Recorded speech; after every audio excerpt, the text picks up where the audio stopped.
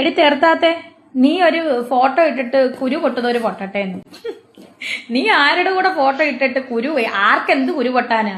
നീ കൊറേ കുറ്റം പറഞ്ഞോണ്ട് നടന്നതല്ലേ? എന്നിട്ട് നീ പോയി ഫോട്ടോ എടുത്തു. ഇത് ആർക്ക് കുരു പൊട്ടാനാ? എനിക്കോ? എനിക്ക് കോപ്പ് പൊട്ടും കുരു. എടി നീയല്ല, നിന്റെ തന്ത വിചാരിച്ചാലും രേണുസുധിര കുരു പൊട്ടാനില്ല. മനസ്സിലായോ? ഇതൊന്നും എന്നെ ബാധിക്കുന്ന കേസേ അല്ല. നീ എന്ത് വേണേലും കാണിക്കടി മറ്റവളെ ഷെഫീന. സോഷ്യൽ മീഡിയയിൽ ഇപ്പോൾ രേണുസുധിയുടെയും ഷെഫീന ബീവിയുടെയും ലൂപ്പാണല്ലോ ഇപ്പോൾ നടന്നുകൊണ്ടിരിക്കുന്നത്. ഇതിന് ഒരു അവസാനവും കാണുന്നില്ല. ഇവരിൽ രണ്ടുപേരിൽ ആരെങ്കിലും ഒരു വീഡിയോ ചെയ്തു കഴിഞ്ഞാൽ മറ്റേയാൾ പ്രതികരിക്കാനായി കാത്തിരിക്കുന്ന പോലെയുണ്ട്. എന്തായാലും ഇപ്പോൾ സോഷ്യൽ മീഡിയ തുറന്നു കഴിഞ്ഞാൽ ഇവരുടെ ചർച്ചാ വിഷയം മാത്രമാണ് കാണുന്നത്.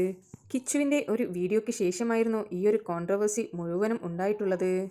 എന്താണെന്നറിയില്ല, രേണുസുധി ഗൾഫ് രാജ്യങ്ങളിലേക്ക് പോയി കഴിഞ്ഞാൽ തിരിച്ചു വരുമ്പോഴേക്ക് എന്തെങ്കിലുമൊക്കെ കോൺട്രവേഴ്സി പതിവാണ്. ഇത്തവണ എന്തായാലും തുടക്കമിട്ടിരിക്കുന്നത് സ്വന്തം മകനായ കിച്ചു തന്നെയായിരുന്നു. ക്ലാരിറ്റി ഇല്ലാതെ കിച്ചു ചെയ്ത വീഡിയോയാണ് ഇത്രയും പ്രശ്നങ്ങൾക്കെല്ലാം കാരണമായിട്ടുള്ളത്. ആരാണ് ചെയ്തത്, എന്തെല്ലാമാണ് ചെയ്തത് എന്നെല്ലാം അവൻ പറയുമ്പോൾ പേര് സഹിതം പറയുകയാണെങ്കിൽ ഇപ്പോഴുള്ള ഈ കൺഫ്യൂഷൻസ് എല്ലാം മാറുമായിരുന്നു. റിയാക്ഷൻ വീഡിയോസ് ചെയ്യുന്ന ചാനലുകളെല്ലാം സ്വന്തമായി തന്നെ ഒരു തിരക്കഥയാണ് ഇപ്പോൾ തയ്യാറാക്കിക്കൊണ്ടിരിക്കുന്നത്.